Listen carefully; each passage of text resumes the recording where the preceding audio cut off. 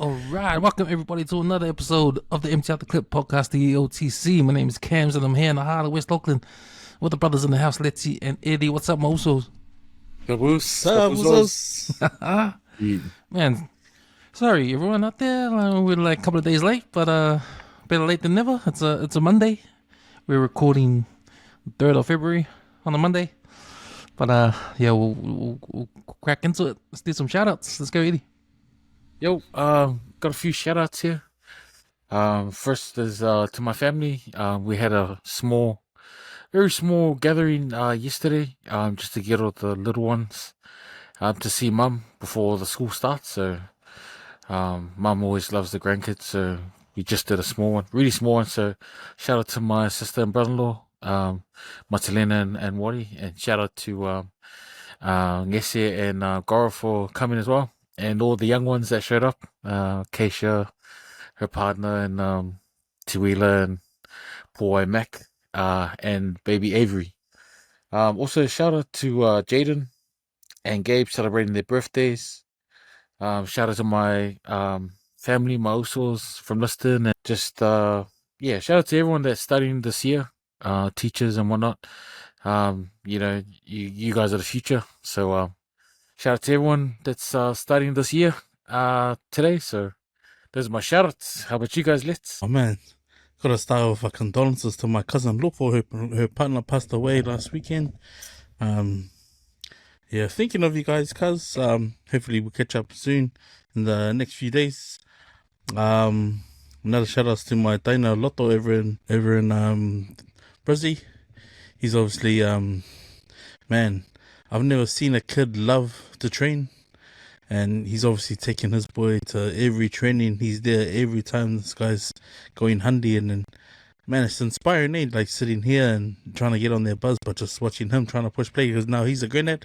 So shout out to him and his boy Fatu. Another one's to my toko Tindo. He finally posted on the FT page just the other day, him and his nephew Brendan. So shout out to the two Manukia boys pushing play down at the Kmart car park. Hopefully I'll be joining you guys soon. Another one's to the Toko Mickey, and also to you, Eddie, for getting on their buzz to post and make sure that someone's doing something, and as long as we're still moving. And then the last one's to the big boy Ours, man. Ours has been posting his 150 sets times 3 even. Shout out to that guy. And like I said, Oos, man, on your next one, just tell that guy to lie down like he's the bar, and you record yourself doing a bench press of that guy. And man, you know how we do it. Was you help me push me, man, and just waiting for the cousin Wade to sort of get on board and help push play with us on the FC page. But yeah, that's my shout out to. So boys, just shout out to the normal listeners that tune in to the WesWes Network. This is the Empty Out the Clip podcast. You can find us on our Facebook page at Empty Out the Clip Facebook page. It's a private page, so just answer the questions and we'll let you in. It's your chance to throw in some comments, some articles, and we can discuss it on the podcast. You can also find the rest of our podcasts on our website, www.weswesnet.com. I think I posted up a couple of blogs today. One from Joey Nanai, did a little piece on Pacifica values in business, which is a good, insightful read. And I also posted up movie review. So I did a review on the movie that I talked about on the podcast last week, A Complete Unknown. Check that out on our website and all the other blogs as well. You can also find links to other podcasts on our website as well, and also on our socials, Instagram and TikTok. You can find the WesWes Network there. Sweet boys, let's get into what have you been up to the past week and a couple of days. Let's go, Eddie. No, nothing much. Just a quick and easy family lunch. I was just barbecue, and mom made some soup. But man, it was favelas only. It was so hot, bro. I was just melting, bro. You know that lump of ice cream they accidentally drop on the concrete? That's what I look like, Oos. Just melting on the concrete. It was so hot. But man, Monday to Friday, just been boxing, going out for walks and stuff after work. Work's been hectic. starting super early, but nah, man, I've been pulling some long days, with training straight after work. I was gonna give up on Friday and just like go home and just rest the body, but one of the usos, shout out to PJ, messaged me. He's like, come to boxing. I was like, oh, I don't know, bro. I'm feeling a bit sore. He goes, oh, you feel a little bit more sore and then head home. I was like, "Dai." So I was like, man, I rolled up, but like it's a mental game, eh? Like I was walking around, I left work, walked right around to the gym, and I was just feeling it. I was just, nah, I don't want to. I just didn't want to, eh? As soon as you walk in through those doors and you see everyone else gloving up, it's a hit you, eh? It's like, man, man, I gotta do this, If you're not gonna do it for yourself, man, like who else? Who's gonna do it? You know what I mean? So no, it's just like I said ages ago, man. It's all about those small victories, and for me, just walking through those doors was a victory just to get in there, man.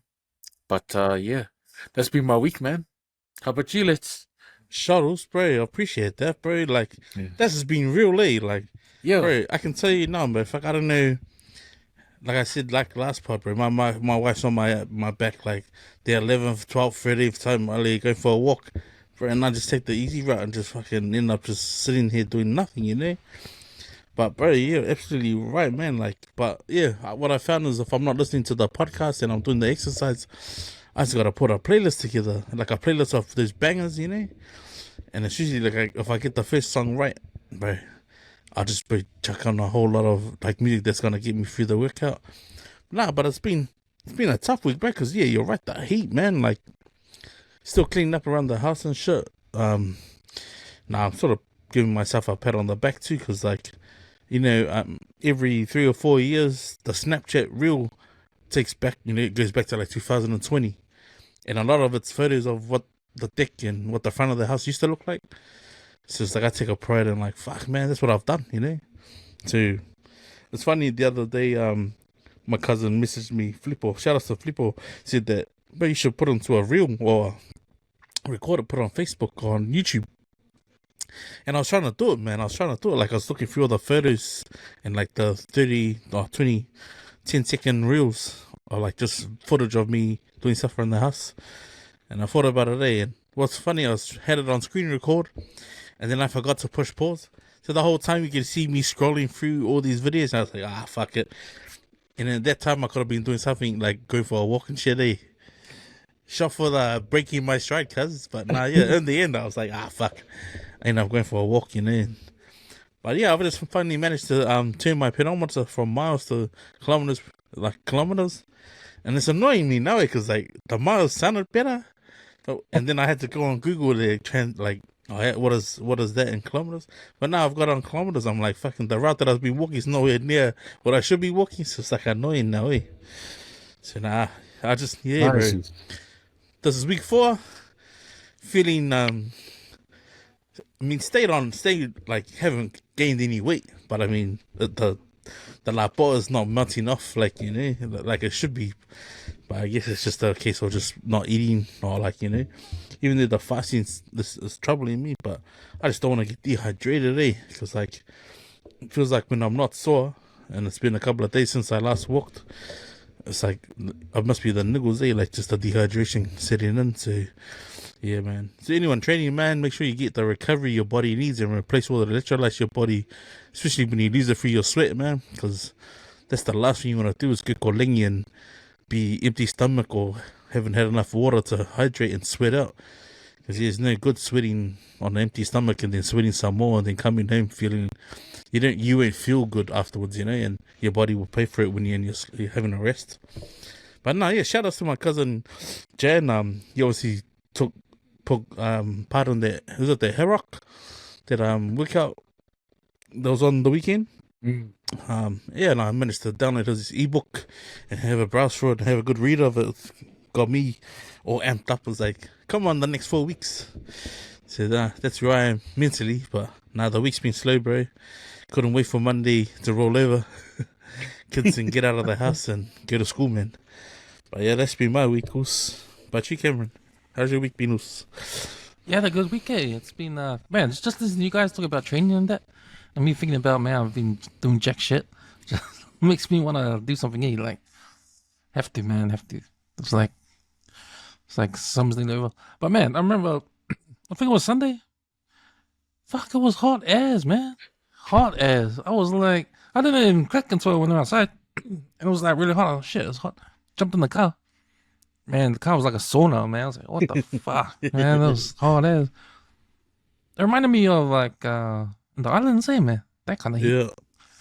But I don't know. Well, I don't know if it was humid or what. But I think that the skies were blue, so there was no clouds in the sky. But man, it was a hot day.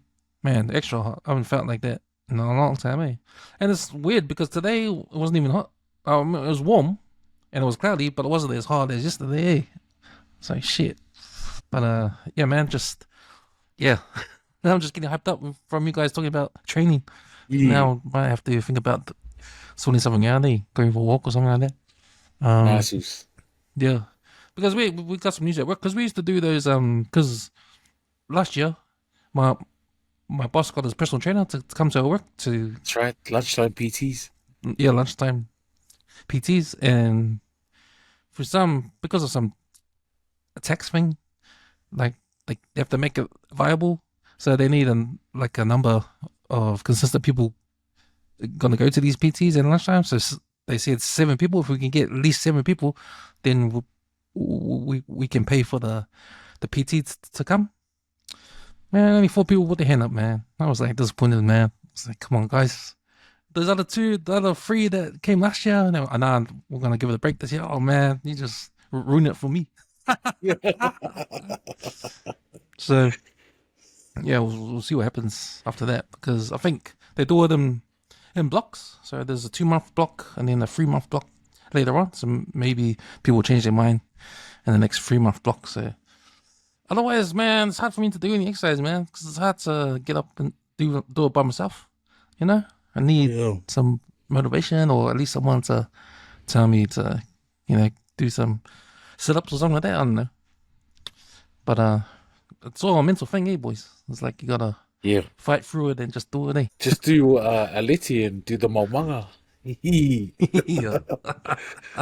Especially in this heat, God. Bro, this heat's freaking straight out. God, man. It only takes like 2 minutes before you realize you're sweating, and then trying to find the shade when there's no shade, and it's like, damn it. I'm like, who put these here? Hey, you're sweaty. Yeah. So on Friday after work, like we finish work on Friday, and we usually have a few drinks. So I cracked up in a beer, a Heineken. It was ice cold, man. I just scolded because it was like nice ass, man. Like that was so refreshing. I was like, damn. After I drank it, I was like, man, I feel like carrying on. Like you get that feeling, That went away, but just that feeling of having a nice ice cold beer on a hot day, like after you mow the lawns, that first ice cold beer straight away, man. Totally. All right, boys. We did last week we did a little talk on the Donald Trump winning the presidency, and it's not even been a week, man, and there's a whole lot of stuff going on that's coming out of the White House, and a whole lot of stuff. So start off, I'll try and make a list of what's happened since we talked about it, right? So after he did the executive orders, a plane crashed into a helicopter in Washington D.C. and killed a bunch of kids. Ice skating, Yeah, ice skating kids, right? And the pilots of the helicopter, obviously. Anyway, Trump comes on the news and he talks about how he blames, without any facts or anything, he blames the accident on DEI, which in America is diversity, inclusion, equity. Diversity, equity, and inclusion. Yeah. So that's a program that the government has for putting onto departments to make sure that the jobs are evenly distributed with diversity in. He's obviously backtracked on that with one of his executive orders, but this tragic accident happened straight away, and he's blamed it all on the accident on the DEI, which is, if you see the footage and how he says it, it's a bit like it's a bit off. I know people have mixed feelings about the DEI stuff. A lot of people say it's not fair. A lot of people say it's a solution. It's not the solution to the problem. They understand there is a problem, but DEI is not the solution, which probably I agree with. But we'll have to see. But the one thing I want to talk to you guys about is this DEI thing. Like him blaming the DEI without any facts or anything. Yeah, I think it's wrong to do that, even though, there's mixed feelings on DEI. I don't think we have that in our country, eh? We're not forcing companies to hire diversity. It's just company policies sometimes, eh? Like, companies do it on their own accord, eh? It's not like our government forces anyone to do that. I think a lot of workplaces want to tick the boxes by it, though. Yeah. You know what I mean? Like, I'm not saying, like, in all industries, but there are some industries, like, for example, like a diesel mechanic, for example. A woman wouldn't be able to last 10 minutes in that game, having to do the heavy lifting that they do. But I think Donald Trump might be right, because look what happened to the New Zealand ship when it bottomed out in Samoa. Wasn't he an LGBT community? That's what I'm saying. Like, if he's just sworn off the bat and he goes, that's what happens when you lower your standards and try and get everyone inclusive and give these people the opportunities to jump on board. Like, maybe some talent can be overseen, or like the right person for the job can be overlooked by it. Because they just want to, make this world a diverse place. I don't know. Come on. Yeah. It's when it starts to tick the box, that kind of stuff. It's all that stuff, yeah. Yeah. It's like, I think I heard a joke on the States. Someone referred to DEI as didn't earn it. Yeah. Your thoughts, Eddie? Man, like, it always takes me back to, if you guys seen the movie The Power of One. Yo. And there's that quote, time is not kind to those who rush it. If you want inclusiveness and equality to happen, it takes time. It's a slow, gradual, like look at Polynesians in New Zealand. Like, it took us time to get in those spaces, to get into industries that weren't specifically made for Pacific Islanders to be in that space. It took time, a lot of grinding, a lot of trailblazers, just people just working hard, putting their head down, getting to those positions of power. With this DEI thing, I feel like it's rushing it. It's forcing people from their sexual orientations or their ethnic backgrounds to be in these positions of power without the qualifications, without the skills needed to operate in that scenario. So I can see both sides. But it's not, you can't just force someone to be there. Like me, a straight Samoan, you can't force me to be on a boat, be a captain. I'll probably do the same thing that lady did, because I don't have the skills. It's not based on my sexual orientation. It's not based on my ethnic background. It's based on the tools that I have, to do the boat. I mean, I'll just sit there and I'll rely on the kamaloa that's actually doing the boat. I'll be like, oh, sorry, Mr. Sulu. What's going on? Well, are we getting close to anything? It's DEI for me. It's a little bit of a waste of time. If our people want to be in that position of power, we'll work to get it. DEI doesn't work with Islanders, man. We grind to get in those positions of power, and for all the Islanders and ladies, regardless of their sexual orientation, are in that position of power, they did it through hard work. Slow, grinding, hard work. You can't jump a ladder. You got to climb. You can't jump to the top.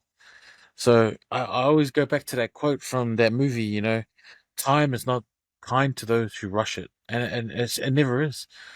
And it just gives more ammunition for Trump, to shoot these small groups, And that half Samoan lady, the head of intelligence? I always knew Samoan girls were always good at intelligence, man. Like, they get information fast, bro. Hey, they just walk past, they can hear the conversation and then go tell mum. So we knew this ages ago, bro. Head of intelligence. No secret. So that's a no-brainer. Trump, you nailed that. But yeah, hard work beats anything. Like slow, steady, hard work. It's just that's my 10 cents. Yeah. Nice sauce. I think the thing that was disturbing about what Trump said was, in fact, the fact that he didn't even start with condolences going out to the families of the, Yeah. you know, Yo. straight away, DEI's fault. Yeah. I mean, DEI's fault. they are military soldiers, you got Yeah. the most the most sophisticated military equipment on earth is the US military. And they didn't see a plane with its lights on, ready to land. Something's up, boss. Either the configuration or something with the instruments were off. There's no way they would intentionally crash. But yeah. But just using the making it political way, just making it political and just going straight to this is my team, this is what we believe, and that's your team. You guys are all wrong. So anything that goes wrong, we're gonna blame it on you, whatever it is. And it's Exactly. it sounds like little kid stuff, but that's the tactics they're going with, and that's Trump to a T. So I think we're gonna see more of this kind of stuff through the 4 years he's president. So Get your popcorn ready. That's all you gotta do. You got any more thoughts on that, Let's? Nah, man. I think Giddy put that well put, bro. Nice. It is, bro. Straight shooters, Like, you can't be hard work, bro. And to sort of say it as blunt as he did, bro, it's like not being a nice guy, but fuck, I'd rather hear it like that. I'd rather hear it like that. And like, it's clearly like, this is the result it's gotten to. So that's the way he's just saying it as it is, man. You can't sort of sugarcoat it. Yeah, I guess the other problem with DEI stuff is the backlash you get from the other side. Like you'll never be trusted if you're a minority and you get into a job, that's always had white people there in the past, and people look at you like, you're just here just because you're tick the box. Like you always get that stigma, eh? Yeah. You 100%. always get that stigma, and so it's not fair on the other side. Yeah. So they haven't really solved the problem. The problem's still there. The DEI stuff is not the solution, but it's like a band-aid solution there. Because you're right, Eddie. I think it has to start from the roots. You gotta start when kids start school, man, and where you want them to be. Like I've heard arguments about the Polynesian kids, they're physically better than the white kids, right? They're bigger, they're stronger, faster. So you're automatically gonna go towards sports. And they leave the academics for the people that stay in class and with the glasses and the books, and they tend to be the Asians, right? The Asians is their culture to do schoolwork all the time, right? Not play sports. So we got that against us. Our own DNA is against us, right? But that's the perception that people have. Like, I mean, where they gonna get their rugby stars from, right? Where they gonna get their rugby league stars from? If it's not the Polynesian kids. So I guess when it comes down to choice with the individual, we got these gifts, we got these physical gifts. What do we want to go? Do we want to go towards where our gifts will shine? Or, you know what I mean? So it's a hard one if you go down to the roots of it all. So I'm sure there'll be more stuff that comes out of the White House before the end of next week. Facts. We're probably gonna make another normal segment, like the Trump segment or something. Trump special. What's doing, eh? What's doing? Trump City. What's trumping, man? What's trumping? All right, boys. Talking about politics back home now. School lunches. So, bro. Well, we all heard what ACT wanted to do, what Seymour wanted to do with the school lunches. They did this whole budget cut after the election happened, and they did it. And school started now. All the kids are back at school. So first day of school lunches, what happens? Some schools lunches come at 4:00 when all the kids are gone home. Like some lunches don't come at all. I think there was a picture on Facebook of what one school lunch looked like, and it looked like shit. Looked like prison food. One of the parents said. Yeah. But start with you. You got any? You had some comments about that when we first talked about it, but now you see the evidence. Now you've seen what's going on, bruh. Oh man, my heart goes out to all those kids who have to eat that shit, you know? I mean, it's one thing to be culturally raised to just eat rice, seaweed and rice. There's another thing to not eat meat, like, you know, the Indian and the Chinese kids. Also, so another thing to, like, remove bread and just do couscous and shit like that in these lunches. It's like, what the fuck, man? Can you imagine being an island kid and just seeing couscous? Like, who's gonna touch that? And like the fact that they're trying to cut it in half and say that you can feed a kid for $3 was fucking amazing, man. Because you can't even get a fucking loaf of bread for $3. Come on. But not disappointed, man. Like, yeah, the government's dropped the ball on this big time, man. Because this, at one point in my thinking, was one of the best ideas ever. Because a kid on a full tummy is more likely to absorb all the information the teacher's thrown at him as to a kid's going starving. And that's just another bill in Popole that the parents don't have to worry about now. We know you send your kids out the door, hey, he's going to get lunch at school and we can just supply morning tea. But you think a kid's going to wait and look excited to eat that shit? Like, fuck, that's shocking, eh? But I'm hoping it's going to get better. Like, I'm hoping something's going to happen where they wake up and, like, you know, these people that provide the lunches, like, gives feedback to the government and says, look, this is what's coming back. Have a look at the rubbish bins now, because, bro, they're just full of all these lunches that aren't even worth eating. And they should be able to get an engagement from that, like, straight off the first term, man. So I'm hoping that all these schools that are getting the free lunches do statistically give the information back to the ministry, and the ministry can pass it back on to the government. Because, I mean, fuck, bro, even like just hearing the kids talk about it, like there was literally like an article or stuff in the Herald in the school, and the kids looked at it and they're like, "What's that?" Like, fuck, come on, man. You know, baked beans and Weet-Bix, and bro, some kids were better off eating that for lunch than like having what they rolled out, man. Yeah, disappointing, eh? Like they dropped the ball on it, but just hopefully the schools can give feedback and they can improve the situation. That's all I'm thinking. Yeah, because I think I saw on TV, like some schools actually got their own food. I think one school, because the school lunches didn't come on time, and they rang up and they said, "Oh no, oh sorry, we're late. We'll probably be there at 4 o'clock." And they went, "Hey, all the kids are gone." So the principal went and got a whole lot of the pizzas, and fed the school. And fed the school, with their own food. So yeah. How about you, Eddie? Oh man, like it's for me the three main pillars for society is healthcare, um, teaching, and just law and order with our police.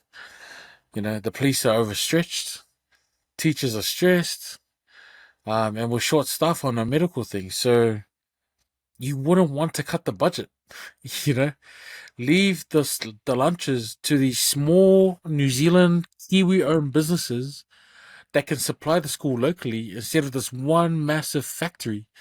You're basically, yeah, you're right. We're doing prison food for kids.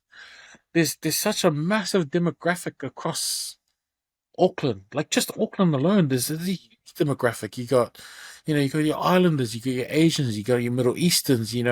There's religious beliefs that are involved. With certain food types, like Leti was saying, man. I just reckon it would be better if they did with these small restaurants. Give them the contracts, let them do catering. For specific groups. Because man, like if you're an island kid and you're sitting there and you get pasta and 2 meatballs and a slice of falafel, you're gonna be hungry. You're still gonna be hungry. But if you give that same kid fucking decent soup, with little bits of lamb and stuff in there, watercress, bro, they'll be full hearty, and then they'll be keen to absorb more information. But yeah, I don't know. Back in my day, we didn't even have these meals, so I don't really know what's going on. But at least they should have run a pilot system last year near the end of school, You know, the last month, like run it for 2 weeks, see how it goes. Get the kids' feedback. Has anyone asked the kids, you know, what kind of food types they want? Was there any like consultation process? Just feels like they just chucked in the thing, and you know, it's just goes to show, man. Like David Seymour and the ACT Party are just out of touch. I think that's the main thing that comes to my mind. You know, they're out of touch of what the majority of New Zealand wants. Majority of New Zealand didn't even vote for them, bro. They voted for National Labour, so this, yeah, I know it's real sad. I hope they sort it out, and I just hope the kids are well looked after. You know, that's our future, bro. That's the future of our country, bro. You know, straight up. Regardless of what political side you're on, that's yeah. We got to look after our tamariki, man. We got youth suicides, kids going to school without any shoes. Like it's bad in New Zealand, and we're supposed to be a first world country. I think there's some big questions that the government needs to ask themselves. But yeah, that's my limpsuru sengi. Yeah, I think part of the government that are on to this school lunches thing all over it is the ACT Party and David Seymour. He's come up with his money saving policies, and he's talked about education a lot. I think he was the education minister at the first part of his term, so he had a lot to say about education. And man, it's funny because he's got a lot to say about education. He's all for the new charter schools. He's all for he understands that the pass rates in exams are low. Things need to be done about that. So he's all for that. He's all for education, and then, but he's not for school lunches. So it seems, which is there's been evidence. There's been evidence around. There's been studies around saying that kids need food in their stomachs to be able to learn. I mean, if you're hungry, if you're a kid and you're hungry, man, you won't be able to learn. Hey, you'll be there like suffering, right? So you can't have one or the other. You gotta make sure everything's okay, and that means, and that's why I don't understand the cutting the budget on school lunches if he's all about education, right? That's an important factor to get things up. Unless he's only, unless it's just all about the rich kids who get fed anyway. We don't need school lunches, so maybe he thinks it's a waste of time. Yeah, I think what the kids are getting is a waste of time. And it's, if it is one factory, one company doing all this, then it's not good enough, right? I think I like your idea with the local businesses helping out, getting the food to the kids on time. Because 4 o'clock late, man, what are you gonna do with all that food when it shows up? You gotta throw it away. What a waste of food! You can't save that for the next day. Like what? I mean, why bother delivering it if if it's gonna be late? Like what? What's the point of it? So. Yeah, man, it's a poor start to the school lunches program. Even hire small families just to cook at the cafeteria at the school. And you can pick and choose, what you want, and they'll cater for the school, or even do an order sheet.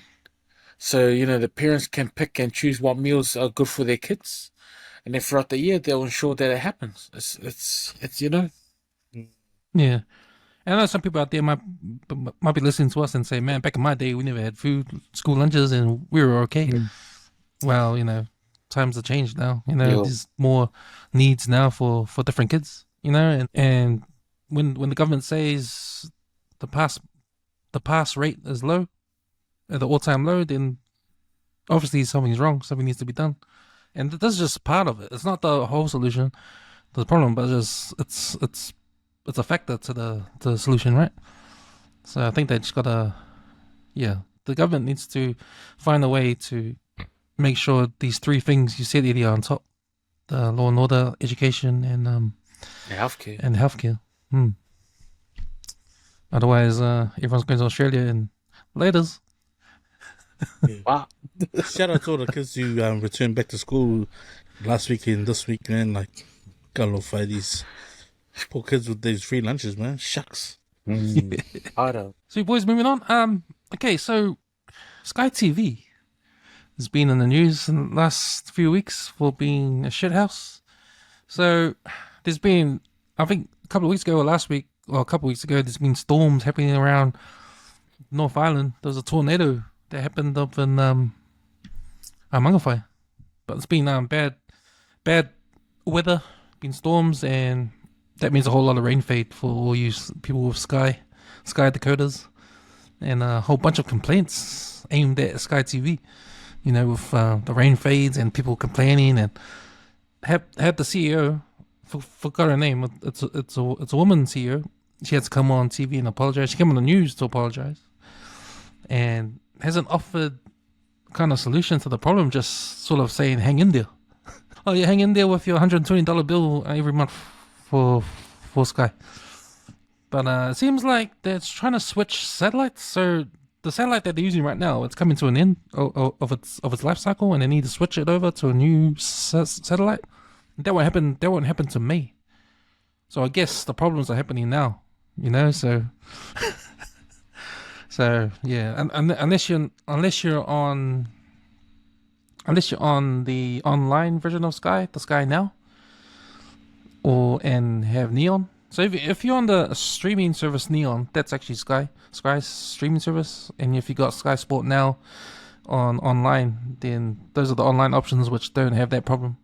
And it's probably the way things are going anyway around the world. Everyone's turning to online and streaming. And I think that the coder thing is like an old technology anyway. But I think Sky still use it because a lot of people in New Zealand need to use it. I mean, we're so used to having a Sky decoder, it doesn't make sense to switch the entire thing to online, right? Especially the older people in this country, like they used to do Sky decoder. And like if you go to digital, it'll be kind of like a hard thing to do to transition. So I think that's why they're keeping the Sky decoder. But it is an old technology. Streaming is the future now and the future. But there's been talk about some streaming services coming into buying some sports. So in the paper, there was an article about the NRL. So the NRL broadcasting deal comes to an end, I think, next year. And they've got a deal with Fox Sports in Australia. And in turn, Sky has a deal with Fox Sports. That's why Sky is able to show NRL in New Zealand. So Peter V'landys, he's looking at streaming services as a potential customer to buy into their new broadcasting rights, and they'll offer a lot more money, right? So it means potentially Sky, Fox Sports might be off the thing, and if they go to Netflix, or if they go to Prime, or if they go to the UK one, Adesanya, because Adesanya has the rights to NFL around the world and to the UFC. So if NRL goes to them, then see you later, Sky. No more NRL on Sky, and we got to get the Adesanya to show the NRL. So yeah, it's all to do with selling the league as a product. So if you compare all I'm trying to say is, like, if you compare NRL to Super Rugby of course is under the All Blacks in Australia. Like if New Zealanders were afraid that Super Rugby and All Blacks will go to these streaming services, then I don't think they should be afraid, because Super Rugby is shit compared to NRL and anything else around the world. That who would want to buy them? Who would want to buy them unless you're Sky? Because the only reason Sky buys All Blacks and Super Rugby is because they service New Zealand, right? So I think where NRL is going, the reason why NRL is so popular, if you look at NRL as a whole, as a product, it's exciting. There's fans at the stands, at the games. The games are always packed. The big games. They're going to America to play over there. Their shows are really good. As a product, NRL is one of the best leagues out there right now. Way better than Super Rugby. If you go to Super Rugby, watch Super Rugby on TV, the commentators aren't that really good. The analysts is not that really good. There's no one in the crowds, You get games like Crusaders versus Western Force, or Blues versus last year was Melbourne Rebels. Like, who wants to watch that? Like, as a product, no, man. If you compare that to NRL, and if you think about these big streaming services that want to purchase these sports leagues, right?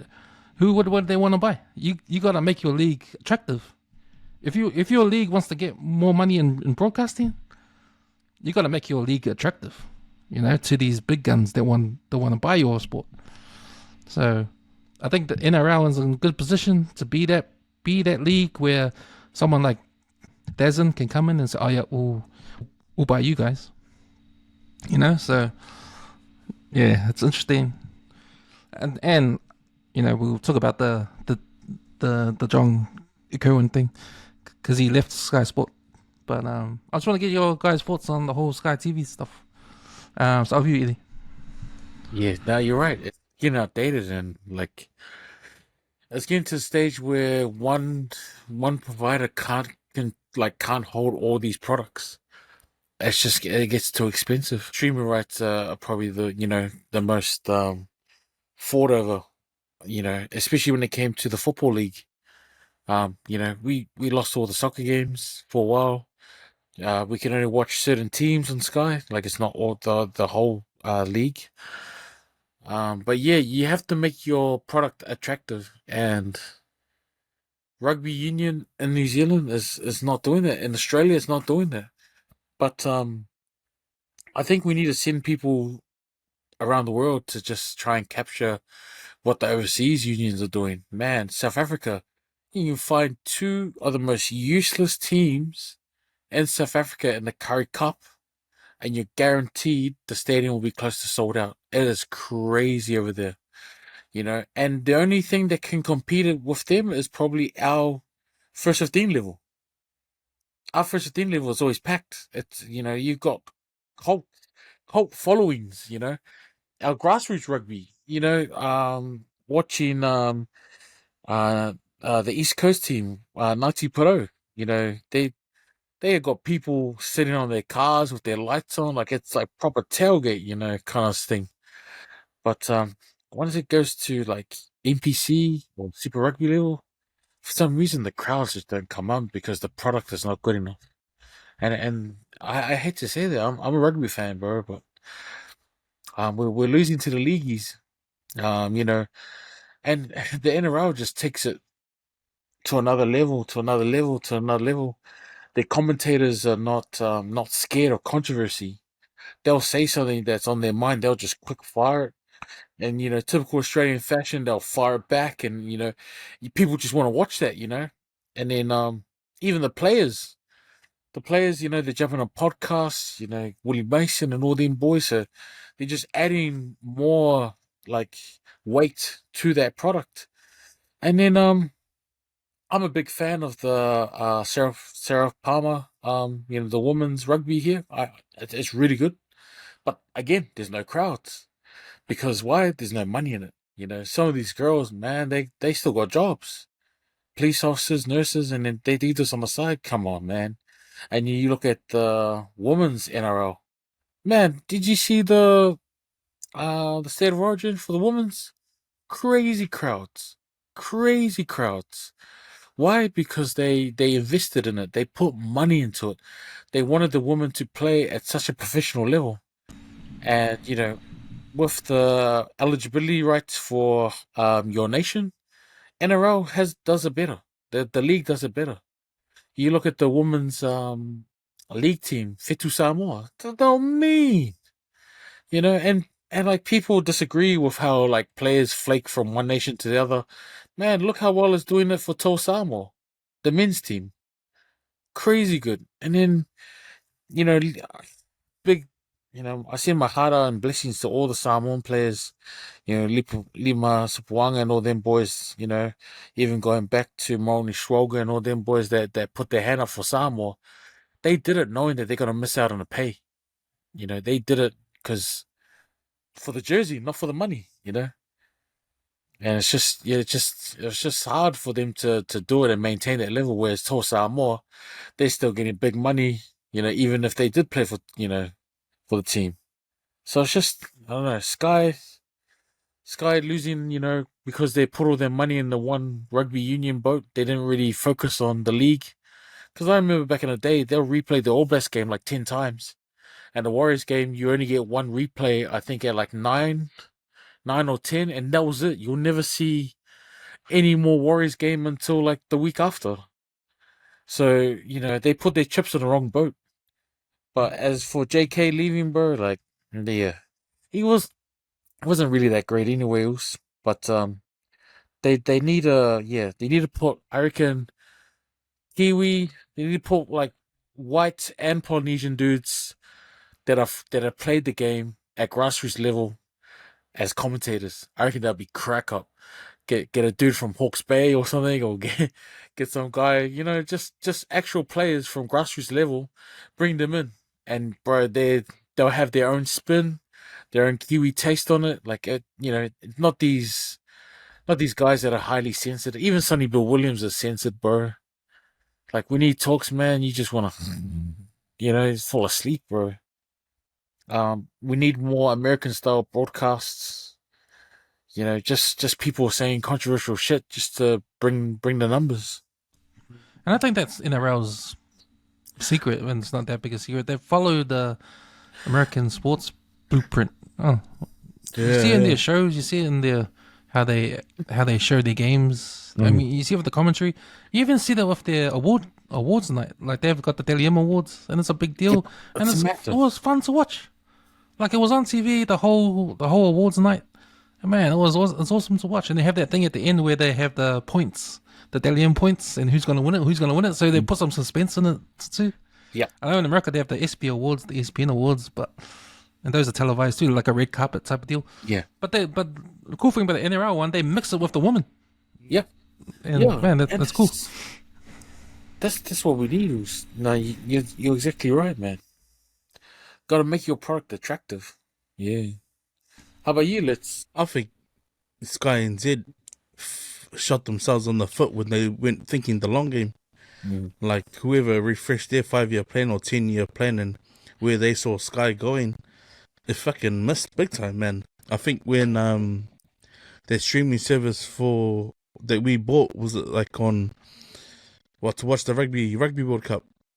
Oh, the Telecom was the Spark one. Yeah. And fucking we missed fucking some vital games because of the interruption of the way it was being televised. Now, yeah, the Spark Sport when it first came about was because it always had issues like streaming. But for me, like as a Sky Sport subscriber, I don't really want to watch the football that they're playing. Like I'd rather watch First 15 rugby and stuff that's local. Like if I could watch like local rugby, I'd rather do that, you know, without going down to support the local, like on a rainy day, for example, you know what I mean? But it's all that stuff. Like, I think whoever planned their long game didn't get it right. Like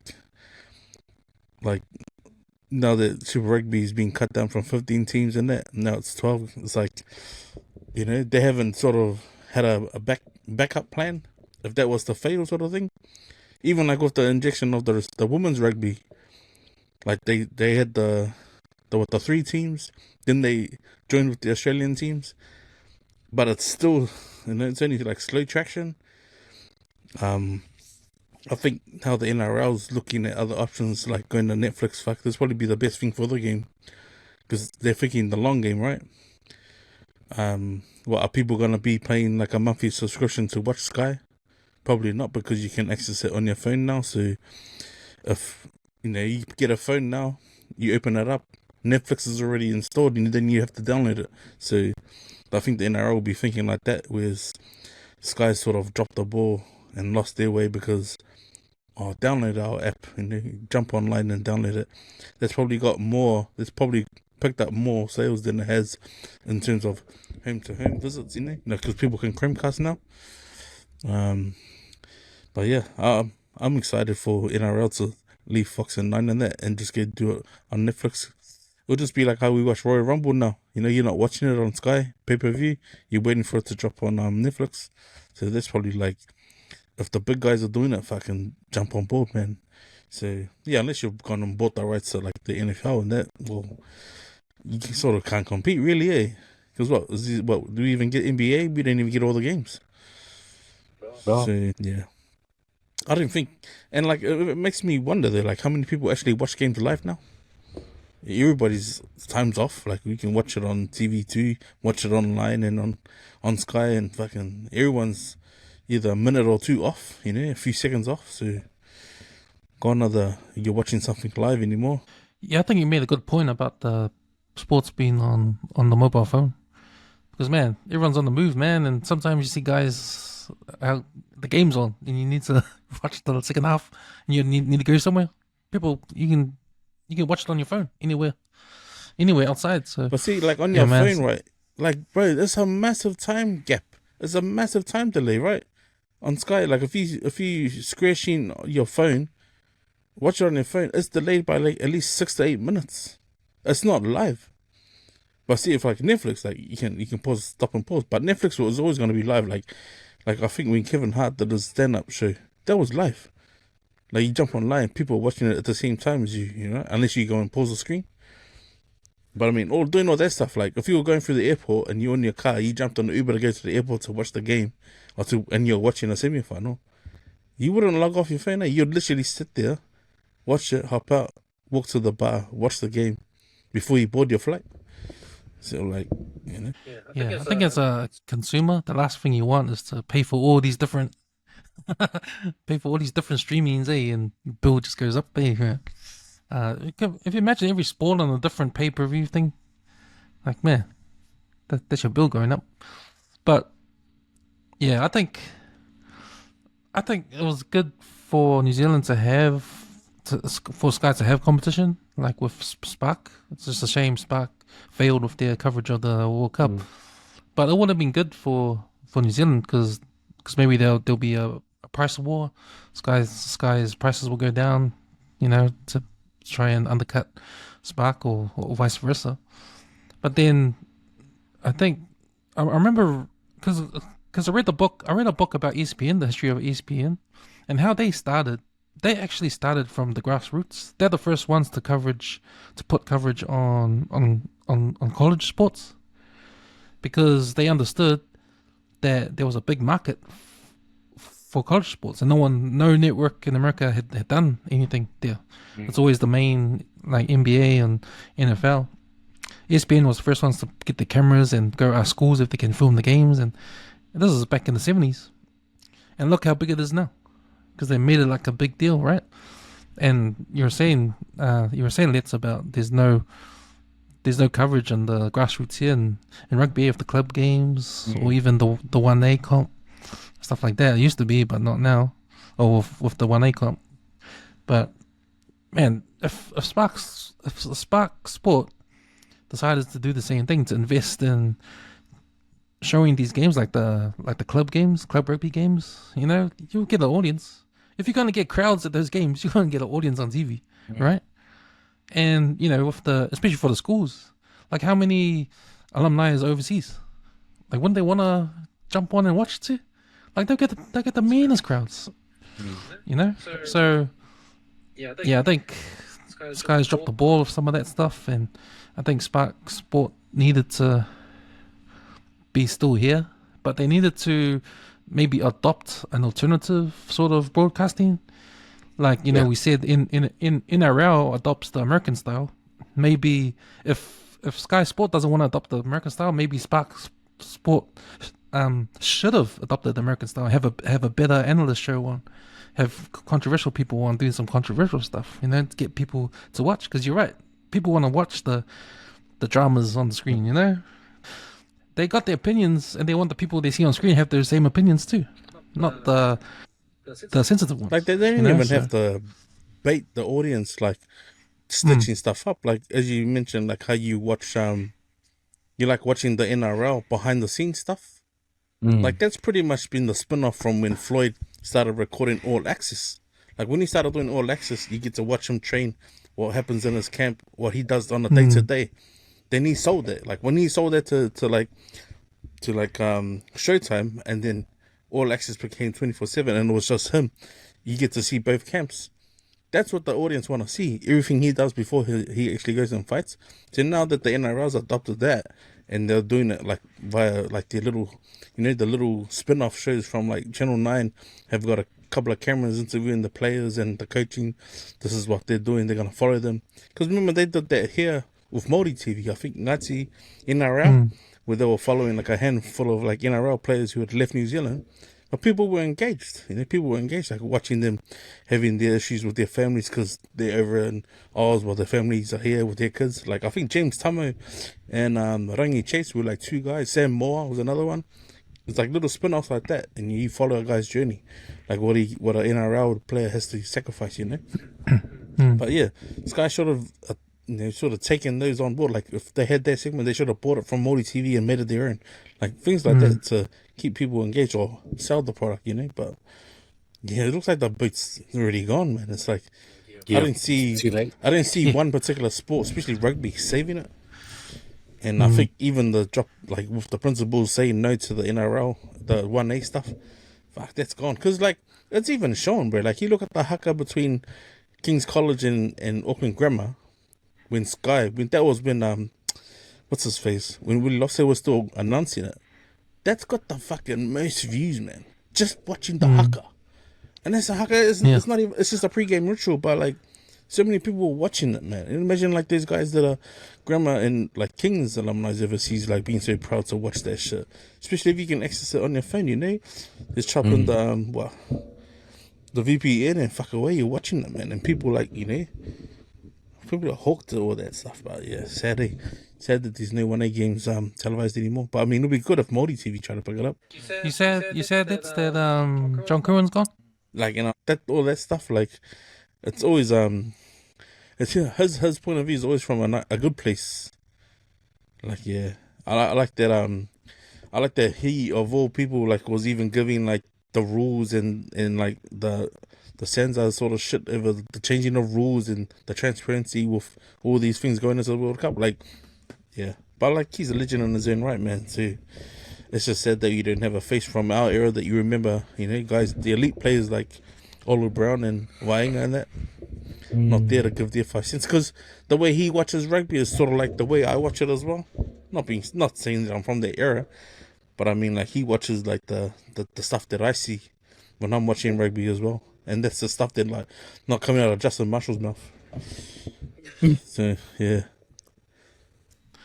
I think JK was the best out of everyone on that panel. And like in terms of, I think he's still far from what that show needs to be. Someone like that, like it's not Sky, it's not Fox Sports, right? It's not NRL 360, but I think it's far from movie one of thing. It's far from like Stephen A. Smith and all that shit. It's far from that, but it's probably closer to what we would want, but it's still not good enough. But yeah, I hated to see him go, but man, like I said before, man, like we should adopt American style talk show. And what they have is a good balance of presenters. They've got journalists and the ex-player, and they mix them up because you need different perspectives on the game, right? You need the ex-player, to understand the ins and outs, but the ins and outs of the ex-player doesn't necessarily see what the sports journalist sees, right? They see something from a fan's perspective. They don't need to talk about the X's and O's, but they can see other stuff that the players don't see because it's outside, right? It's the fans' point of view, and I think you need that kind of balance too. So I think NRL 360 they've got that balance right. And they've got the ex-player and they've got the journalists in there too. So that's why you get the back and forth. That's why you get the arguments happening, especially between the journalists because they got different opinions, different point of views, and they have an argument. And when you have an argument to those guys at Fox Sports, that's gold to them. Because they know people are watching. And they've got they want to see who wins the argument. They've got it to the T, bro. Like even just having Paul Gallen on and Gordon Tallis, like literally 2 different states. They're different eras of like when they all played, like with Fortin and Peter Sterling and that. Even with the new guys on the panel, like just having Brett Finesta there, like guys like that have been there, know the transition of professionalism and how the sport has changed, versus those old guys that played like back in the 70s. And like they just got an issue with like the way they like Brian Saw and like and Lawyer, you know what I mean? So yeah, they've got a good break. Like, but yeah, I think that's just that. I think it's just that selling the product. Like Australia, they've got a good because I mean it's not like it's the winning game over there, but it is the game that like people love to watch because it's get down to the pub and talk shit about it, sort of game. I love my Broncos, but man, you need subtitles for Darren Lockyer. It's like, that guy does the side eye. Yeah, how's the guy? Wow, solid. Love you, Darren Lockyer. But do you see how they do that? Because because like if you look at it, like the NRL is pretty much copying the NFL. Hey, Yep. like literally with everything, even like the on-field decisions, like when the flag goes up, you know, The bunker. like the bunker, like they're stopping the game, bro. It's like, bro, what happened to a 40-minute half? It was like a 40-minute half, fucking done and dust, get off the field. Then you let the interview, you know. But now they're fucking stopping the players as they're running now. Like, if I was a player, fuck, I'd be like, get the fuck out of my way. I want to go sit down. Man, but They even have the band show up in the halftime show at the grand final. Hey, they get some band go play. But bro, it's like, yeah, I think some of it's a bit step too far. Like the challenge, like they need to get rid of the challenge, bro. As soon as the challenge comes in, it's like, fuck, I'm getting less and less interested to watch this fucking game, man, because of this sort of shit. And it's all stuff they're taking from the NFL, man. You know. So, boys, sticking to sports, moving on. Israel Adesanya lost his third fight in a row on the weekend. So, what do you think? Is he gonna hang the boots up or what? First off, I'm just gonna say, bro, in MMA, bar Mark Hunt, he's probably one of our best. I'll say it, bro. For a weight restricted guy, who throws hands, he's one of the best, bro. Man, we gotta remember 2 King of the Rings back to back before he became professional, and what, a 21-0 streak in the UFC, and he beat like Whitaker to do it, and he did it not once but twice, and to go that long without fucking being untouched, bro, you gotta give it to him, bro. Like, that's never been done in the UFC. Yeah, bro, it's just like, it's like what every other undefeated fighter says. Hey, sometimes the guy's got your number, bro, and that's it. That's all it is. It's not that it was a bad day. But even when me and Tim spoke about it this afternoon in the bars, man, I was like, fuck. It's like the game plan hasn't changed. The stance hasn't changed. The check kick, the guard's up, the guard comes down. Because Adesanya's the counter fighter, right? He's waiting for the guy to move forward. But the guy, fucking, it's like he knew what he was going to do. Kick at the leg. Don't reach out. Fucking then he caught him with the overhand right. And it's fucking solid. Even the crowd, the guy on the 17th fucking stand could see that punch coming. Like, I could see it coming. Solid, and his hands were down, man. Like, it literally went over his guard, fucking punched him straight in the head. But yeah, if that's not saying something, man, like, you know how some fighters can adapt to what's in front of them? Like, you know, not just go with the plan. But, solid, man, I don't know what Eugene was yelling at him, bro, because fucking, he should have told him, keep your guard up, bro. Like, and his hands came down at the wrong time. Fuck, he got cleaned. And didn't help that the uppercut fucking was the finisher, eh? Like, shit. But yeah, to get caught with 2 clean punches like that after coming back from what? Was it a decision or was it another loss? It's sort of like, yeah, lavanga, man. I mean, just only because I don't want him to get hurt, man. Like, you know, I would have thought, like, oh, is he going to move up like Pereira? Move up and weight and see what happens? Or he's literally stayed in the same weight class, eh? So, I don't know, man. Yeah, might be time to call it a day and look elsewhere for some money, I guess. Because that wasn't even the main event, eh? Any thoughts, Eddie? Nah, not really. Yeah. I think with this loss, he has to look at like his body management. How long can he do this for? Because it's hard, bro. It's full body contact sport. You know, with the whole concussion thing, you want to be careful. You know, being hit in the head. At the same time, some fighters do have that second peak. It's very rare, but it does happen. And usually it takes a few losses in a row to kind of like get your character to dig deep. And, you know, sometimes they go on like a, 5-win streak. I remember David Tua, bro. You know, he overweight, blah, blah. And that camera fight, solid. The man did the, Rocky 2 kind of training. So he was out in the snow in Russia, The man was pulling carts, cracking coconuts with his hands, man. Damn. Came in and yeah, he took the goat warrior down. So it's up to him, bro. Like regardless of where he goes, he's got a massive following still. He's got he heaps of loyal fans. I reckon he should take a break.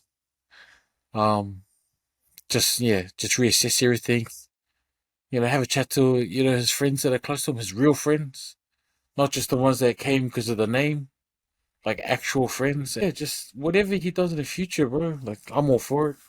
I don't really watch UFC that much. I was a huge fan of Adesanya because he's an anime fan. So yeah, nah.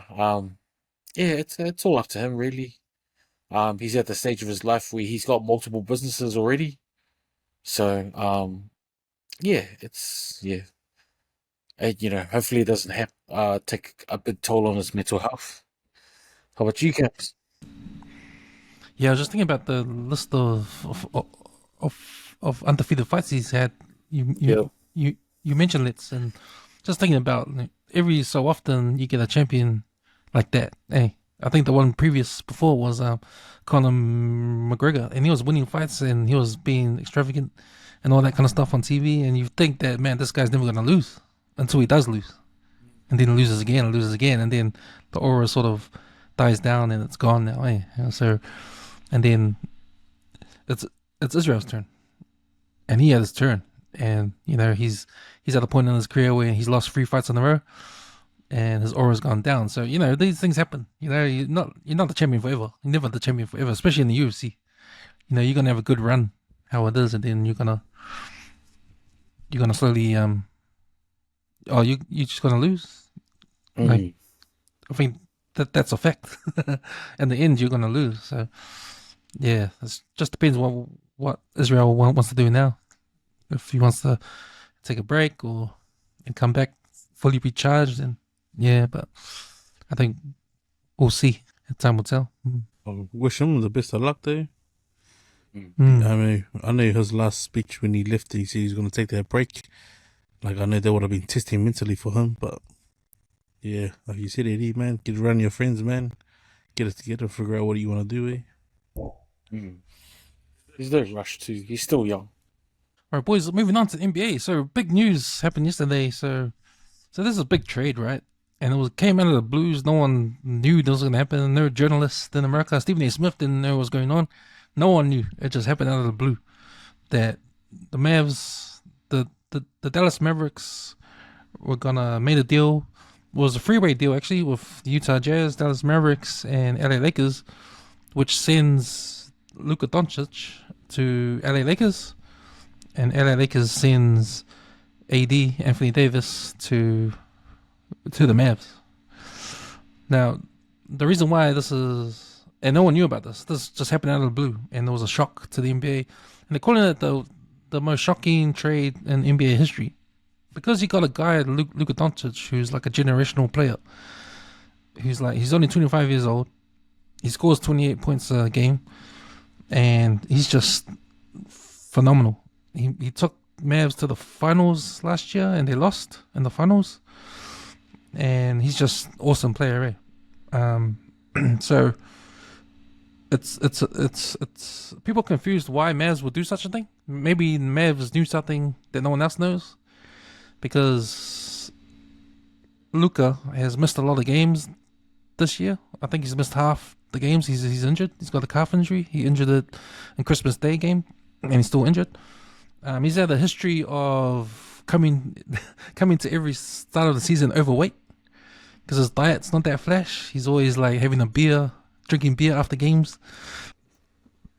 They try to push him to eat right, and you imagine, like, this guy, if he was healthy, if he ate right and trained hard and didn't come with weight every start of the season, he's like the second best guy in the league. He's arguably the second best guy in the league, or third best guy. Well, imagine if he was serious about his diet.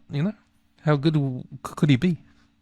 So I don't know if that's part of why the Mavs wanted to get rid of him, but one thing for sure, they did get rid of him. They traded him for AD, right? So, and it was the Mavs that instigated it. So obviously, they had a young Michael Jordan on their hands and they gave him away. Maybe because something that no one else knows. But the other thing was what they got for him. They've got AD plus another player. He's pretty good, but not that good. But they also grabbed a first round pick for 2029. So for what they got for Luka wasn't probably the best deal, right? So what did they get? They get AD. They get a guy that's injury prone as well. He's a great defender, and they need a guy in the middle there because they haven't got anyone like that. They got Kyrie Irving as point guard, so they've got a good combo at the Mavs with Kyrie Irving and AD now. So they've got a good spine happening, but AD's getting on in age. He's probably not the best. He's probably past his peak, or maybe. It doesn't make sense that they just go with the Lakers. Like, if you got a guy like Luke on your team, wouldn't you shop him around for the best, one of the best players out there? Like, I wouldn't. If it was me, I wouldn't even swap him for AD. And there's other good players out there that I could ask for. So I don't know. It's a big deal in the States. Everybody's talking about it. If you're an NBA fan, you'll be talking about it. If you're a Lakers fan, you'll probably be happy. If you're a Mavs fan, you'll probably be pissed off. But I think that's the way it goes in the NBA. You never know when you're gonna get traded, or it all happens behind your back, and they just give you a phone call. Yeah, you're off. So That's crazy. all right, boys. Any more on sport? No. No. Moving on. What have we been watching? What's happening on Sopranos, Eddie? Man, so Ralph got a horse. I High don't on mind. my yo. So the man's been at first it was all good giving money to Tony, and now Tony just keeps his hand out for some more cash. So yeah, I read heaps there. Paulie's out of jail now. So even he was asking for more cash off Tony. Christopher's missus, she's like, oh bro, I don't know what she's on at the moment. She's sketching out, eh? She thinks the FBI is like right there, like, her and Christopher are gonna get killed or murdered, and yeah. So she's all over the place. Tony Jr.'s got a girlfriend now. So that guy's just, man, that guy's Valia sometimes, bro. And Tony's sister's trying to get with Bobby, I think. Is it Bobby? No. Oh yeah. Yeah, That's Junior's to ICA. Yeah, Junior's Torsey. So then she's like trying to eat all the food and trying to eat the dead wife's ziti, I, and he's like, no, I'm not ready to eat the ziti.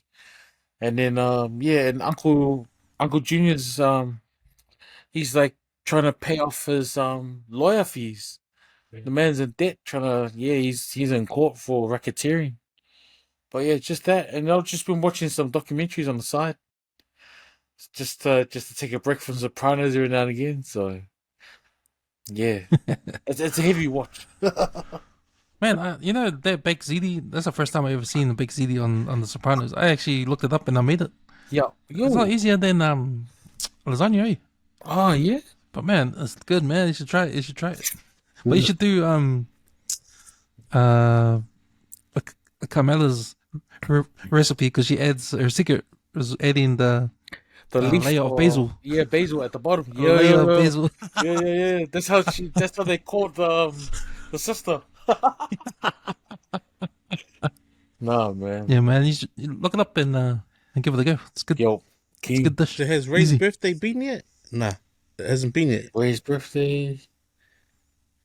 Nah, not It's yet. coming up. Ray's birthday it's is coming coming up, up. bro. But fuck, that speech Yeah. Tony says, surely it's gold, bro. It's gold.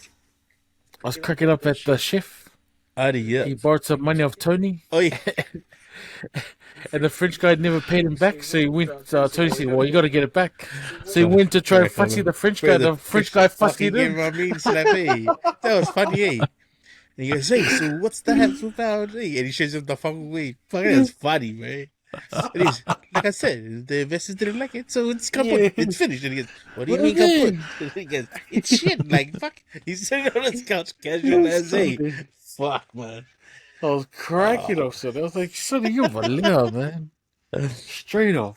It was funny how he gave him a black eye. And That's Adi, Adi. he gives Yeah. him the black eye. He gives him his attorney. He's like, "So what's the?" And he's what happened with your eye? Fuck, sad man. Adi Buko. Adibuko. Nah, that's a good watch, bro. How about you guys? I've just been watching yeah, bro, keeping up with Rena. Fast, bro. I had a good cry again today, man. God of fire, man. Shout outs to Shefa Fulu. He's not doing well for his kidneys, man.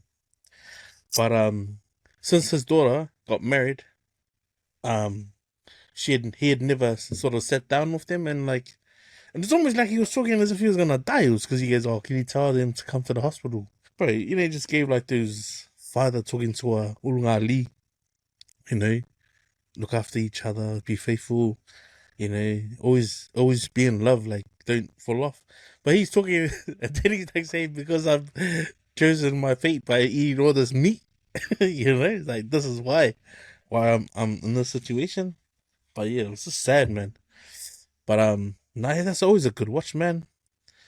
I started watching Rich Builds on Facebook, and yeah, bro, it's just like anyone who's bought a Tesla, fuck, man. Just when I thought like even you can, when you said like your 2,000 could be $2,000, and you weigh out the price of your car. So like when I was watching these Rich Builds, because obviously Tesla and their factory, you know how they've got the automatic cars now.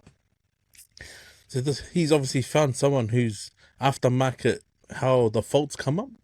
So he's like an IT guru, and he's told him like, I said, this is why your fast charge doesn't work, but this is the most common issue, and it's when one of the blocks on the cell blocks on the motherboard starts playing up, and it's when it gets encrypted by so many faults that Tesla go, "Oh, we can't fix that part, but if you bring it into a nearest dealer, it will replace the whole board." But the whole board costs like, the cheapest is like $2,200, but it can vary from 2,200 to $5,000.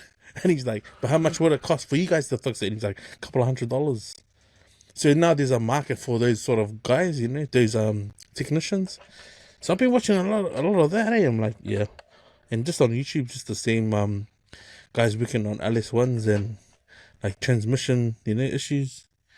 Yeah, I've been watching a couple how to take out the power steering pump and rebuild it.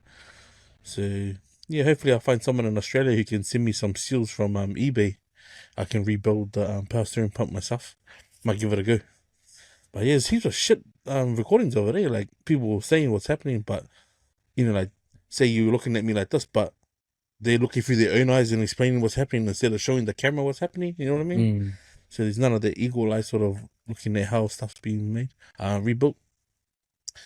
But and then I watched the ending of the sad anime that my daughter got me to watch, and I was annoyed that when I watched it, I almost wanted to cry. But it's called Grave of the Fireflies, so it's an anime, bro. It's a good for me. It's just based on a kid who's obviously looking after his baby sister in the World War Two.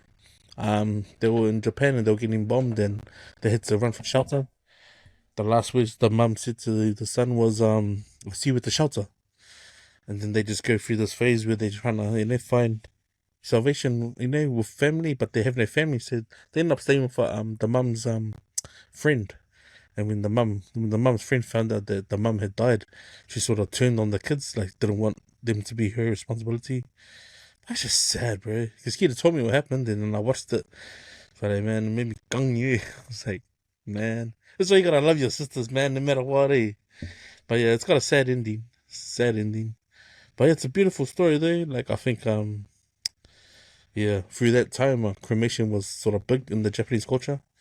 You know, when they couldn't bury their loved ones. But fuck yeah, it's a sad story, bro. But it was a good watch, man. Surprisingly, because it was just subtitles. But yeah, that's all I've been watching. It's like, yeah. After I watched that, I didn't want to watch anything else. I tried to watch all my usual stuff on plus 2, but nah. It's too sad, man. Even now, I'm just thinking about it, I'm like sad again. Yo, I know that feeling. But you can. Man, I was flicking through YouTube and I found Warner Brothers. So Warner Brothers have a channel and they've got full movies on there, right? Not their latest ones, obviously, but old ones. But I came across one that I haven't watched. It's called Michael Collins. It stars Liam Neeson. It's a true story. It's based in Ireland, so it's around 1916. It's when the IRA. Oh yeah, The IRA. So I don't know if you know the story about Michael Collins, but he's like a leader in the IRA at that time. Yep. But he's sort of like the first one to battle the English, but got them to the point where the English wrote a treaty called the Anglo-Irish Treaty or something, which and part of the treaty was that Ireland can be a republic, but only in the south, and the north of Ireland, I think Dublin can be part of the republic, but parts of the north has to be still under English control. So I think that was the outcome of the treaty, because he was into guerrilla warfare, and that's what he was doing to the English up until the time the English said, "Oh yeah, we'll do a treaty." But that angered half the Republican army, because half the Republican army, they wanted the whole thing. They wanted Ireland to be. We wanted to own the whole of Ireland. We didn't want England to be anywhere. We wanted to kick all the English out, right?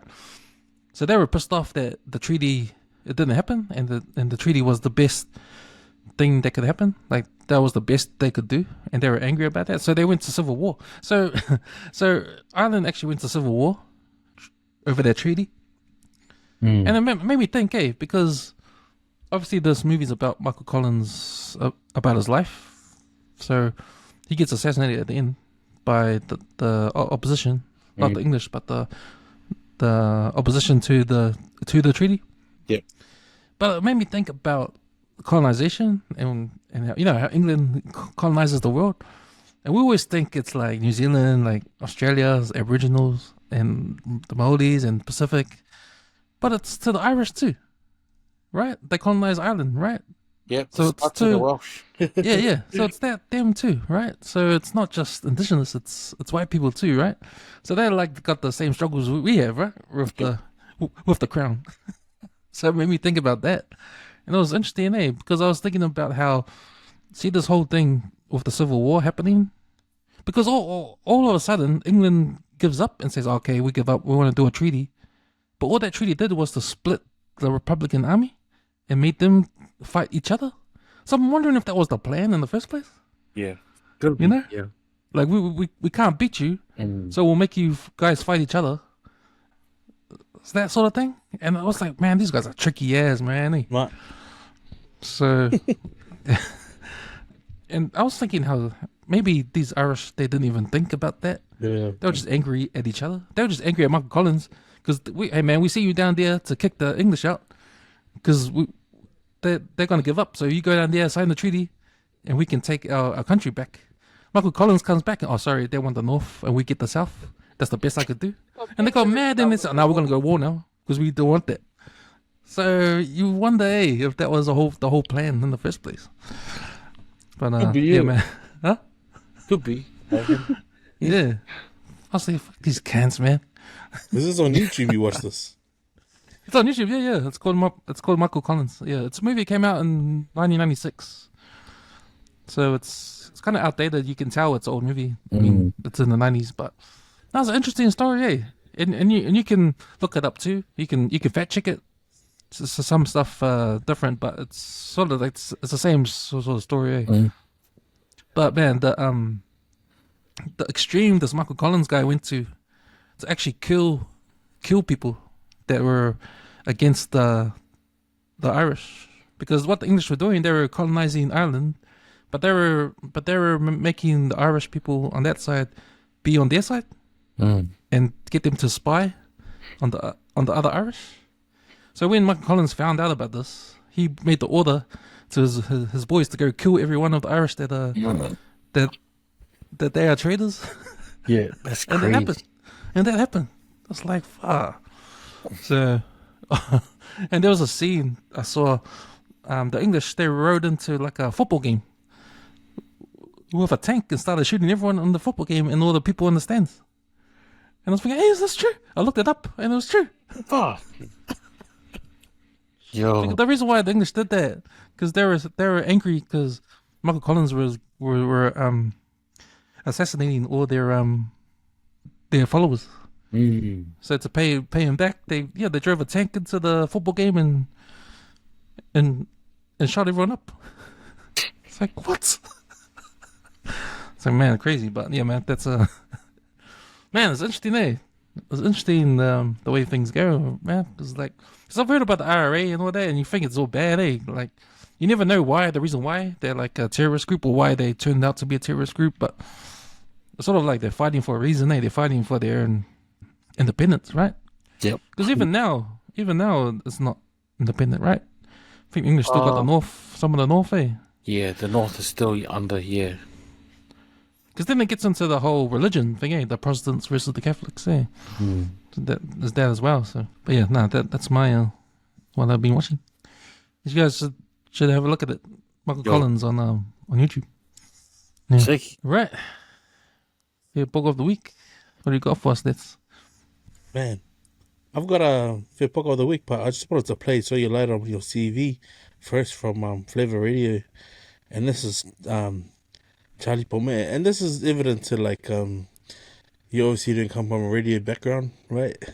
You just straight off the stage and performing in front of your family to just in the hot seat at a radio station. But yeah, I just thought to myself, God, Ducky Ducks. But he's obviously trying to tell a story. I just thought it was pretty What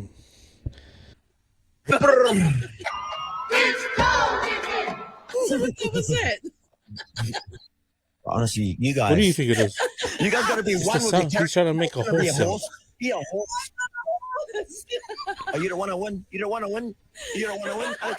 Okay, I see that. I'm gonna pee my pants. Right, I see. Okay. You guys got to try that, bro. Instead of laughing at me, be in character. All you have to do to what the hell is that? Trying to be a horse. Like a horse. Sad It's a man. horse. Just eat the horse dogs. Don't worry about trying to make a sound of a horse. This one, bro. And I hate to always come after the New Zealand police, bro. And I know I put, wow, well done, guys. Where to get him? And this is from Janelle 28. She's obviously got cameras outside the front of her house. And there's obviously a car chase that's happening outside the front of her house. And it goes past her house. Now, obviously, police have got the eagle up in the air. And they've told this cop, yeah, we're heading up to that corner of the road. Get the spikes out. And like I always say, man, it's all in the timing, man. It's all in the timing. Car's gone. Then the spikes come out. We got the wrong car. God damn. So, You see the cop at the back pulling at it. What? what are you doing, man? You got the wrong car. Like, it was like a moment too late. But she obviously was whoever threw it. I don't know. What are you doing there? And this next one is from this is super duper facts. It's a chick talking about how you should take the rubbish out of the because you know sometimes when you lift the rubbish out of the bin, it's suction to the bin and it's hard to pull out. But yeah, man, I thought, man, what is she doing? This is like too much WWE, eh? So you can hear her kids actually crying inside the house, man. Right, and then you. It's a life hack, guys. I gotta wait. God damn it! Fuck this shit, man. Man, are you kidding me? Fucking ruined my damn shirt. Are you kidding me? I'm weak as fuck. Fuck that shit. Do not try that with any type of trash can. I'll try it with What's the the bathroom. first fuck Like that a shit for me? They hillbilly. called me Oos. That's what I was like, Kalofai. I think this one's from Eddie. This is from Sam Vinoy. And this is a guy at the Home Depot, eh? He's loading a truck what looks like probably bags of cement. Yeah, keep it safe, fams. So this guy, I don't know what he's on or whether he works for Home Depot, but he must do it. But he's just showing you how you lift a bag of cement and put it in the back of the car. So, I think you got the first part right. Wide stance, bend your knees, pull towards you. But I think what he got wrong was to keep the bag close to your body. And yeah. Is he like a millennial that goes by the book? Must be it. You know, the health and safety manual had the lift, bend your knees and all that. This is what he just, you know, all the islanders in the class who did it with him would have just went, nah, that's just straight guy Fia Poko, hey. Right. I wanted to do the sound effects. He was probably doing these noises and just picking it up too, eh? This second to last one was, this is this takes Fia Poko to the next level, man. And it's from Instagram. Are you able to play it? It's a guy who's on his machine. It's the one with it's the picture of the pink pants. It's titled SMH. Oh yeah. So there's a guy he must be on like a not sleep apnea machine, but an oxygen machine. So this guy needs an oxygen machine to sleep. He's obviously got a mate that's gone over. So this is in the middle of his sleep.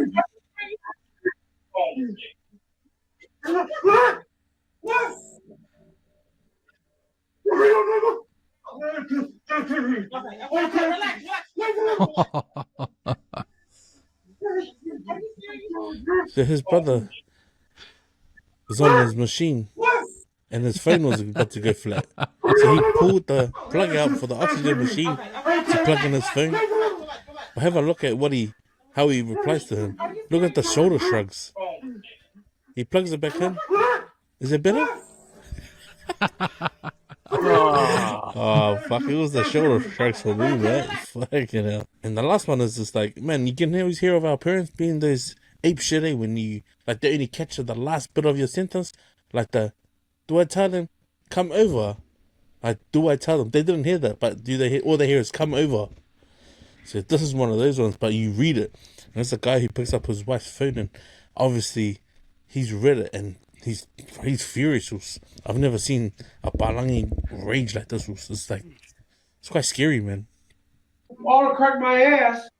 Who's Raul? Think about it, Paul. Think about it. It's Raul. R-A-U out. R-A-U out. It's auto-corrected. Who the fuck is Raul? Oh my God, that was Oh, it's autocorrect. Wrong. Are we not? Raul? What is spell your name? P-A-U-L. Well, what does that say? Raul. R-A-U-L. Oh, You God. just showed me. What? What the hell? Exactly. Now that you mention it, though, Mom, I'm actually meaning to ask how Raul's been doing. What? So this guy, fuck me, did man. Like, he didn't know Raul. She was obviously trying to push the letter P. Mm. Well, what cracked me up was when she goes, if you replace the R with the letter P, what does that spell? And he goes, wow. Sorry, okay. He can't even spell his own fucking name. Oh, fucking, that would actually do me, man. I'll throw it over to you guys. Wow, so, fuck me, man. Become a Raul. I'll give it to the phone charger. That's like, wow. Shit, man. Time's rolling. So we get into last words. Let's go, Edie. God, last words, man. Just because, been trying like on this fitness journey, new year. I put down even the smallest step forward as progress. So yeah, that's my last words. How about you, Let's? Oh, my bro. Nah, man. Shout out to all the TBT films trying to push play, trying to be about it. We owe it to our families and to ourselves, I guess. I found something, and it's probably for the mental chickens, and for those shout out to all those bros who've checked in on me. But I found a saying through my Twitter.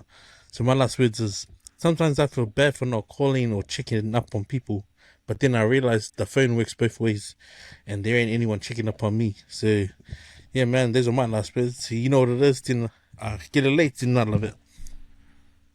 Thank you. Sure, boys. Thanks for jumping on another week. Yeah, man, we'll do this again maybe Friday or Sunday.